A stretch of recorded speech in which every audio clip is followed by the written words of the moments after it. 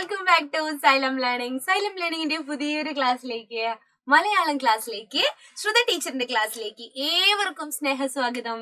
അപ്പോ നമ്മളിങ്ങനെ പലതും പഠിച്ചുകൊണ്ടിരിക്കുകയാണ് അല്ലെ. നമ്മള് മലയാളത്തിലെ അടിസ്ഥാന പാഠാവലിയില് നമ്മൾ എന്ത് പഠിക്കുന്നുണ്ട്? അതിമനോഹരമായ ഒരു കഥ പഠിക്കുന്നുണ്ട്. ഏതാണ് കഥ? മുത്തശ്ശി ഒരു കഥ തുടങ്ങുന്നു. എല്ലാവർക്കും ഇഷ്ടമാണ് മുത്തശ്ശി കഥകൾ അല്ലെ. മുത്തശ്ശി കഥകൾ ഇഷ്ടമില്ലാത്ത ആരും ഉണ്ടാവില്ല. അപ്പൊ നമ്മുടെ ഈ കഥയില് ഒരു ഉണ്ണിക്കുട്ടനുണ്ട്. ആരാണ്? ഉണ്ണിക്കണ്ണനുണ്ട്. ഉണ്ണിക്കണ്ണന്റെ അമ്മയുണ്ട്. ഉണ്ണിക്കണ്ണന്റെ അമ്മ ജോലിക്ക് പോയിട്ടാണ് ഈ ഒരു കുടുംബം നോക്കുന്നത്. പിന്നെ അവിടെ കാത് ശരിക്ക് കേൾക്കാത്ത, ചെവി ശരിക്ക് കേൾക്കില്ല, കണ്ണിന് കാഴ്ചക്കുറവുള്ള, കഥകൾ ഒരുപാട് പറഞ്ഞു കൊടുക്കുന്ന ഒരു മുത്തശ്ശിയുണ്ട്. പിന്നെ അതുപോലെ അമ്മ ജോലിക്ക് പോകുന്ന വീട്ടില് ഒരു കാരണവരുണ്ട്. ആ കാരണവരെ നമ്മുടെ ഉണ്ണിക്കണ്ണൻ വിളിക്കുന്നത് രാക്ഷസൻ എന്നാണ് കേട്ടോ. അപ്പൊ കഥയിലെ പ്രധാന കഥാപാത്രങ്ങൾ, കൂട്ടുകാർ എന്നൊക്കെ നമുക്ക് പറയാം. കഥാപാത്രങ്ങൾ ആരാണ്? ഉണ്ണിക്കണ്ണനും അമ്മയും മുത്തശ്ശിയും രാക്ഷസനുമാണ്. അപ്പോ ഈ ഒരു കഥ ആരെഴുതിയതാണ് എന്ന് നമുക്കറിയണ്ടേ? ആരെഴുതിയതാണ് എന്ന് നമുക്കറിയണം. എഴുത്തുകാരന്മാര് വളരെ പ്രധാനപ്പെട്ടതാണ് അല്ലെ. തിക്കോടിയൻ. തിക്കോടിയൻ എന്ന് പറയുന്നത് ഒരു സ്ഥലമാണ്. തിക്കോടി ടീച്ചറിന്റെ നാട് കോഴിക്കോട് ജില്ലയില് മേപ്പയൂരിനടുത്ത്, മേപ്പയൂരാണ് ടീച്ചറിന്റെ നാട്. അപ്പൊ മേപ്പയൂരിനോട് തൊട്ടടുത്ത് പയ്യോളിക്കും കൊയിലാണ്ടിക്കും ഒക്കെ ഇടയിലുള്ള ഒരു സ്ഥലമാണ് ഇവിടെ തിക്കോടി എന്ന് പറയുന്നത്. അപ്പൊ തിക്കോടിയിലാണ് ഇദ്ദേഹം ജനിച്ചത്. അപ്പൊ ഇദ്ദേഹത്തിന് എന്തോ ഒരു പേരുണ്ടാവില്ലേ? എന്താണ് ഇദ്ദേഹത്തിന്റെ പേര്? എന്താണ്? നമുക്ക് നോക്കാം. മലയാള സാഹിത്യത്തിലെ ശ്രദ്ധേയനായ ഒരു എഴുത്തുകാരനാണ് തിക്കോടിയൻ എന്ന പി കുഞ്ഞനന്ദൻ നായർ. പി കുഞ്ഞനന്ദൻ നായർ. തിക്കോടിയൻ എന്ന പി കുഞ്ഞനന്ദൻ നായർ അല്ലെ. അപ്പൊ ജനനം, ഇദ്ദേഹം ജനിച്ചത് 1916 2001 മരിക്കുകയും ചെയ്തു. വളരെ പ്രധാനപ്പെട്ട പോയിന്റ് ഏതാണെന്ന് ചോദിച്ചാൽ പി കുഞ്ഞനന്ദൻ നായർ എന്നാണ്. ഇത് നിങ്ങൾക്ക് ഈ പാഠഭാഗത്തിൽ മാത്രമല്ല, സാഹിത്യ ക്വിസിനൊക്കെ ആവശ്യമായിട്ട് വരും. അപ്പൊ തിക്കോടിയൻ എന്ന തൂലികാ നാമത്തിൽ എഴുത്തുകൾ അല്ലെങ്കിൽ കൃതികൾ എഴുതുന്ന സാഹിത്യകാരൻ ആരാണ്? അല്ലെ തിക്കോടിയൻ ആരുടെ തൂലികാ നാമമാണ് എന്നൊക്കെ ചോദിച്ചാൽ പി കുഞ്ഞനന്ദൻ നായർ. പി കുഞ്ഞനന്ദൻ നായർ എന്നുള്ളതാണ് കേട്ടോ. അപ്പോൾ അടുത്തത് കോഴിക്കോട് ജില്ലയിലെ, ടീച്ചർ പറഞ്ഞല്ലോ, കോഴിക്കോട് ജില്ലയിലെ തിക്കോടിയിലാണ് ഇദ്ദേഹം ജനിച്ചത്. അതുകൊണ്ട് തന്നെ ഇദ്ദേഹത്തിന്റെ തൂലികാ നാമം തിക്കോടിയൻ എന്നായിരുന്നു. തൂലികാ നാമം എന്ന് പറഞ്ഞാൽ എന്താ? എഴുതാനൊക്കെ ഉപയോഗിക്കുന്ന നാമമാണ് കേട്ടോ.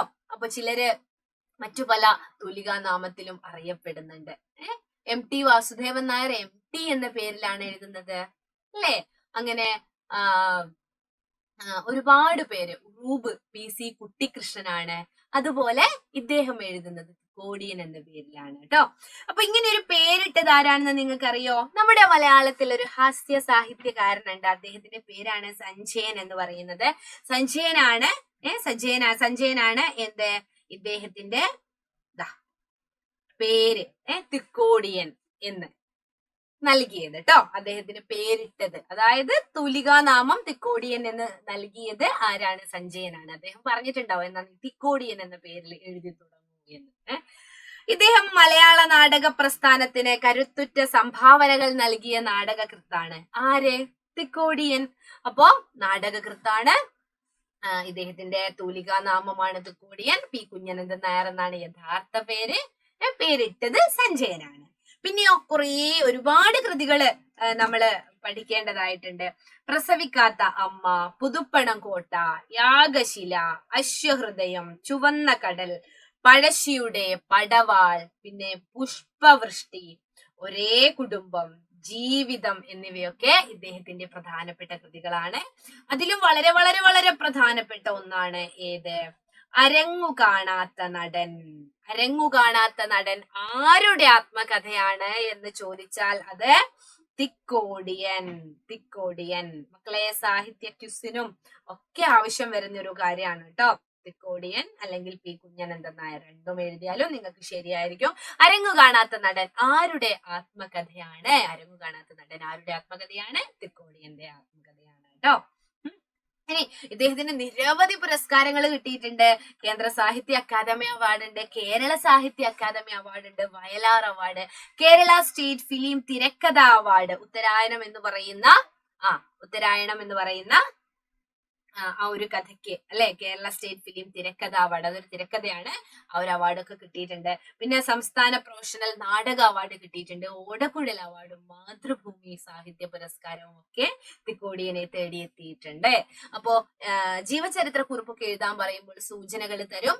ഇപ്പോ അഡീഷണൽ ആയിട്ടുള്ള കുറച്ച് കാര്യങ്ങൾ ടീച്ചർ പറഞ്ഞത്, ഒന്ന് പ്രശസ്ത സാഹിത്യകാരനായ സഞ്ജയനാണ് ഇദ്ദേഹത്തിന് ആ ഒരു പേര് നൽകിയത് എന്നുള്ളതാണ് കേട്ടോ. അപ്പൊ ഈ കഥയും ഇതിന്റെ വിശദമായിട്ടുള്ള കാര്യങ്ങളും അതുപോലെ മറ്റ് കഥാപാത്രങ്ങളെ കുറിച്ചുള്ള സവിശേഷതകളും ഒക്കെ നമുക്ക് ലൈവ് ക്ലാസ്സുകളിൽ പഠിക്കേണ്ടതായിട്ടുണ്ട്. അപ്പോ നിങ്ങൾ എന്ത് ചെയ്യാ, ലൈവ് ക്ലാസ് കൃത്യമായിട്ട് കാണാൻ വാട്സ്ആപ്പ് കമ്മ്യൂണിറ്റി ഗ്രൂപ്പിൽ ജോയിൻ ചെയ്യാം. നമ്മുടെ 5ാം ക്ലാസ്സിലെ മിടുക്കന്മാരും മിടുക്കികളെയും വേണ്ടിയിട്ട് നമ്മുടെ സൈലം ഒരുക്കുന്ന ഒരു ബാച്ചാണ് പ്രത്യു ബാച്ച് എന്ന് പറയുന്നത്. അപ്പൊ താഴെ നമ്പർ ഉണ്ട്, ആ ഒരു നമ്പറിലേക്ക് വിളിച്ചു കഴിഞ്ഞാൽ നിങ്ങൾക്ക് ആ ഒരു ബാച്ചിൽ ജോയിൻ ചെയ്യാൻ പറ്റും. ഒരു വർഷത്തേക്ക് വളരെ കുറഞ്ഞ ഫീസേ ഉള്ളൂ. അപ്പൊ നിങ്ങൾ എന്ത് ചെയ്യുക, ആ ഒരു നമ്പറിൽ വിളിച്ച് കോൺടാക്ട് ചെയ്യുക.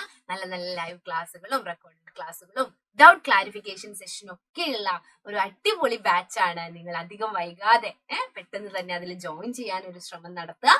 ഓക്കെ, അപ്പൊ അടുത്ത ക്ലാസ്സിൽ കാണാം. അതുവരേക്കും